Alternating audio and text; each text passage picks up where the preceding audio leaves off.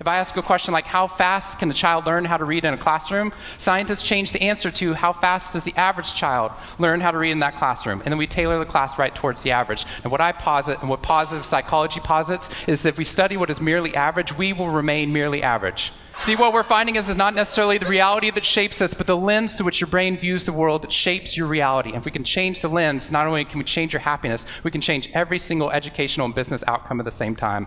And what I found is that most companies and schools follow a formula for success, which is this: if I work harder, I'll be more successful. And if I'm more successful, then I'll be happier. That undergirds most of our parenting styles, our managing styles, the way that we motivate our behavior. And the problem is, it's scientifically broken and backwards for two reasons. First, every time your brain has a success, you just change the goalpost of what success looked like. You got good grades, now you have to get better grades. You got into a good school, now you have to get a better school. You got a good job, now you have to get a better job. You hit your sales target, we're going to change your sales target. And if happiness is on the opposite side of success, your brain never gets there. What we've done is we've pushed happiness over the cognitive horizon as a society. And that's because we think we have to be successful, then we'll be happier. But the real problem is our brains work in the opposite order. If you can raise somebody's level of positivity in the present, then their brain experiences what we now call a happiness advantage, which is your brain at positive performs significantly better than it does at negative, neutral, or stressed.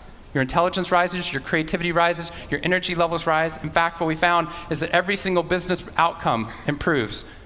We've found that there are ways that you can train your brain to be able to become more positive. In just a 2-minute span of time, done for 21 days in a row, we can actually rewire your brain, allowing your brain to actually work more optimistically and more successfully.